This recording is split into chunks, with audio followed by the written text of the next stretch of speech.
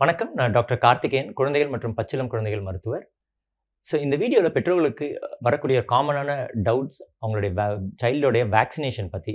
இந்த நெறைய பேர் என்கிட்ட கேட்கறது, என்னுடைய குழந்தைக்கு வந்து வேக்சினேஷன் அப்ப நான் என்ன பண்ணணும்? என்ன ப்ரிகாஷன்ஸ் எடுத்துக்கணும்? சப்போஸ் நான் வந்து அந்த குறிப்பிட்ட டேட்ல நான் போடலன்னா, நான் எப்போ வரைக்கும் அந்த வேக்சினேஷன போட்டுக்கலாம்? எவ்வளோ டிலே பண்ணி நான் போட்டுக்கலாம்? 3வது நான் இப்போ வந்து வெளிநாட்டுக்கு போறேன். அப்ப அங்க போயிட்டு நான் என்ன பண்றது? இந்தியன் சார்ட்ட ஃபாலோ பண்ணணுமா? வெளிநாட்டு சார்ட்ட ஃபாலோ பண்ணணுமா? இல்லாட்டி என் குழந்தைய வந்து நான் இந்தியாவுக்கு திருப்பியும் கூட்டிட்டு வரேன் வெளிநாட்டுல இருந்து. அப்போ வந்து ஏதாவது எக்ஸ்ட்ரா வேக்சின் நான் போட்டுக்கணுமா? ஹாலிடேக்கு வரோம் இந்தியாக்கு. அப்ப நான் இங்க ஏதாவது வேக்சின் போட்டு கூட்டிட்டு வரணுமா? இந்த மாரி நெறைய டவுட்ஸ் கேட்பாங்க. அதெல்லாம் கிளாரிஃபை பண்ண தான் இந்த வீடியோ. ஃபர்ஸ்ட் ஆஃப் ஆல் உங்க குழந்தைக்கு வேக்சின் போடும்போது நீங்க என்ன வந்து உங்களால என்னென்ன செய்யக்கூடியவை என்னென்ன? As a parent. நான் இத வந்து 3 விதமா நான் பிரிச்சுக்கிறேன். நீங்க வந்து வேக்சின் போடுறது வரதுக்கு முன்னாடி என்ன பண்ணணும்? வேக்சின் போடுறப்ப என்ன பண்ணணும்? வேக்சின் போட்டு முடிச்சோனே என்ன பண்ணலாம்? வேக்சின் போடுறதுக்கு முன்னாடி, ஃபர்ஸ்ட் திங் நீங்க வந்து உங்களுடைய குழந்தைய வந்து நல்லா ஃபீட் பண்ணிக்கங்க. அட்லீஸ்ட் ஒரு 1 ஹவர் முன்னாடி நல்லா ஃபீட் பண்ணி கூட்டிட்டு வாங்க. கொஞ்சம் நல்லா தூங்க வச்சுருங்க. தட் நீங்க வேக்சின் போட்டு முடிச்சோனே குழந்தை அழுது உடனே ஃபீட் பண்ணீங்கன்னா, வாமிட் பண்றதுக்குலாம் சான்ஸ் இருக்குது. குடுத்த மருந்துங்கலாம் வெளில வந்துரும். சில சமயம் ட்ராப்ஸ்லாம் குடுப்போம். அதெல்லாம் வெளில வந்துரும். வேக்சின் போட்டது பெனிஃபிட் கிடைக்காது. வீட்லயே நல்லா ஃபீட் பண்ணி கொஞ்சம் தூங்க வச்சு கூட்டிட்டு வாங்க. 2வது நீங்களும் வந்து நல்லா தூங்கி ரெஸ்ட் எடுத்துக்கங்க வேக்சின் போடுறதுக்கு முன்னாடி நாள். ஏன்னா வந்து வேக்சின் போட்டோனே சில குழந்தைகள் வந்து அழுதுட்டு இருப்பாங்க. ஃபீவர் வரலாம். அதனால உங்க குழந்தைய நீங்க நல்லா பார்த்துக்கணும். அதனால நீங்களும் முன்னாடி நாள் வந்து நல்லா ரெஸ்ட் எடுத்துட்டு, நல்லா தூங்கி, நல்லா சாப்பிட்டுக்கங்க. 3வது முக்கியமானது உங்களுடைய வேக்சின் கார்டு எடுத்துட்டு வாங்க. நெறைய பேரன்ட்ஸ் இத இத வந்து மிஸ் பண்ணிருவாங்க. எஸ்பெஷலி நீங்க ஃபர்ஸ்ட் டைம் டாக்டர்ட்ட போம்போது அவங்க சொல்லுவாங்க, "என் குழந்தைக்கு வந்து எனக்கு 6 மாசம் வேக்சின் போடுங்கன்னு." ஆஸ் அ டாக்டர் வந்து எங்களுக்கு தெரியாது. இதுக்கு முன்னாடி வேக்சின் வந்து நீங்க கம்ப்ளீட் பண்ணிட்டீங்களா?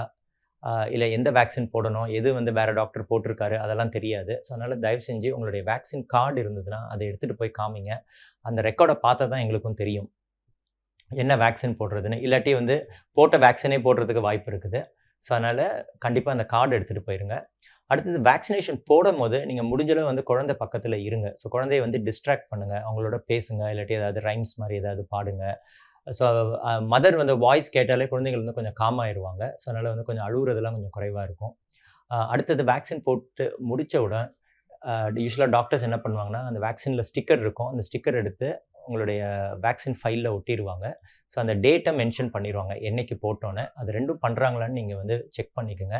அடுத்த வேக்சின் டேட் எப்போன்னு அதையும் நீங்க கேட்டு தெரிஞ்சுக்கங்க. தட் கரெக்ட் டைமுக்கு நீங்க வந்துரலாம். உங்கள் குழந்தைக்கு வேக்சின் போட்டு முடிச்சவுடன், உடனே வீட்டுக்கு போகாதீங்க. சில குழந்தைகளுக்கு ரொம்ப ரேரா அலர்ஜிக் ரியாக்ஷன்ஸ் வரலாம். இந்த அலர்ஜிக் ரியாக்ஷன்ஸ்லாம் சிவியரா இருந்துச்சுன்னா, போட்ட உடனே சில நிமிடங்கள்லயே தெரிஞ்சிரும். அதனால ஒரு 1/2 அன் ஹவர் வெயிட் பண்ணுங்க ஹாஸ்பிட்டல்லயே. எஸ்பெஷலி உங்க குழந்தைக்கு அதுதான் முதல் வாட்டி அந்த மருந்து, அந்த வேக்சின் குடுக்கிறதா இருந்ததுன்னா, போட்டு முடிச்சோனே ஒரு 1/2 அன் ஹவர் வெயிட் பண்ணுங்க. ஏதாவது ரியாக்ஷன் இருக்கா? அதெல்லாம் பார்த்துக்கிட்டு அப்புறமா நீங்க வீட்டுக்கு போலாம். உடனே ஃபீடும் பண்ணாதீங்க. யூசுவலா ஒரு ஒரு ஏதாவது ட்ராப்ஸ்லாம் குடுத்தோம்னா, ஒரு 1/2 அன் ஹவர் வெயிட் பண்ணுங்க. அதுக்கப்புறம் ஃபீட் பண்ண ஆரம்பிங்க குழந்தைகளுக்கு. உடனே ஃபீட் பண்ணீங்கன்னா, சம்டைம்ஸ் வாந்தி எடுத்தாங்கன்னா, அந்த மருந்து வெளியில வந்துரும். அப்ப அந்த மருந்தோடைய பெனிஃபிட் குறைஞ்சிரும். 3வது முக்கியமானது, ஒத்தடம் குடுக்கிறது 6 மணி நேரம் கழித்து குடுக்கணும். ஐஸ் கட்டி வச்சு ஒத்தடம் குடுங்க. கண்டிப்பா வந்து சுடு தண்ணி வச்சு ஒத்தடம் குடுக்காதீங்க. இல்ல இந்த வேக்சின்ஸ் எல்லாமே வந்து கோல்ட் ஸ்டோரேஜ்ல ஒரு அந்த டெம்பரேச்சர்ல மெயின்டெயின் பண்றது ரொம்ப இம்பார்ட்டன்ட். நம்ம உடம்புக்குள்ள செலுத்துனோனயே நம்ம பாடி டெம்பரேச்சர்ல அது இருக்கும். அதோட சூடா இருக்கும்போது அந்த வேக்சினுடைய பவர் குறைஞ்சிரும். அதனால வந்து கண்டிப்பா சுடு தண்ணி வச்சு ஒத்தடம் குடுக்காதீங்க. ஐஸ் கட்டி வச்சு ஒரு கர்ச்சீஃப்ல வச்சு ஒத்தி எடுங்க அந்த இடத்துல. இதனாலேயே வந்து உங்களுக்கு பெயினும் வந்து குறைவா இருக்கும்.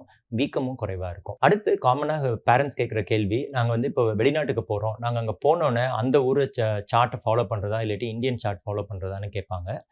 நீங்க பொதுவா பார்த்தீங்கன்னா, இந்தியால வந்து கிட்டத்தட்ட எல்லா வேக்சின்ஸுமே இங்க வந்து எஸ்பெஷலி நீங்க அந்த ஆப்ஷனல் வேக்சின்ஸும் போடுறதா இருந்ததுன்னா, கிட்டத்தட்ட எல்லா வேக்சினுமே வெளிநாட்டுல போடுற வேக்சின்ஸ்லாம் போட்டுருவீங்க. நீங்க வெளிநாட்டுக்கு அப்படி போறதா இருந்துச்சுன்னா, நீங்க அங்க போயிட்டு, அங்க இருக்க சார்ட்ட ஃபாலோ பண்ணுங்க. இந்தியன் சார்ட்ட ஃபாலோ ட்ரை பண்ணாதீங்க.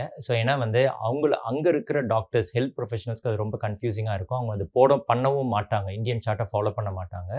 அது அன்னெசரியா ஒரு ஸ்ட்ரெஸ் தான் உங்களுக்கு வரும். அதனால வந்து இப்ப நீங்க ஒரு யூரோப்பியன் கண்ட்ரிக்கோ, இல்லாட்டி நார்த் அமெரிக்காவுக்கு போனீங்கன்னா, அங்க என்ன சார்ட் இருக்கோ, அத அப்படியே ஃபாலோ பண்ண ஆரம்பிச்சுருங்க. சப்போஸ் அங்க போட வேண்டியக்கூடிய வேக்சின்ஸ் வந்து இந்தியால போடலன்னா, நீங்க அந்த வேக்சின்ஸ போட்டுக்குங்க. ஏதாவது மிஸ் ஆயிருந்ததுன்னா, அத நீங்க போட்டுக்குங்க.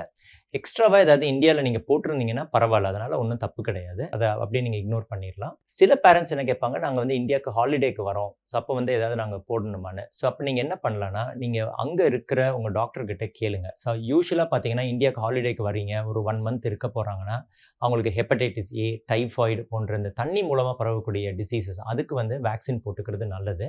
அத சம்டைம்ஸ் அவங்களே அங்க போட்டு அனுப்பிச்சுருவாங்க. அப்படி இல்லன்னா கூட, நீங்க இங்க இந்தியால ரொம்ப நாள் இருக்க போறீங்கன்னா, இந்தியா வந்தோனே நீங்க போட்டுக்கலாம். ஒரு சில வாரங்கள் தான் இருக்க போறதா இருந்ததுன்னா, தேவையில்ல அந்த வேக்சின்ஸ்லாம் வந்துட்டு.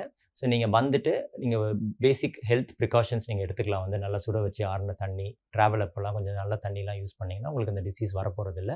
ஸோ ஷார்ட் டெர்ம் ஸ்டே இருந்ததுன்னா, நீங்க இங்க வந்துட்டு ஏன்னா இந்த இன்ஜெக்ஷன் போட்டீங்கன்னா, உங்களுக்கு இம்யூனிட்டி வரத்துக்கு 2 வாரம் ஆகும்.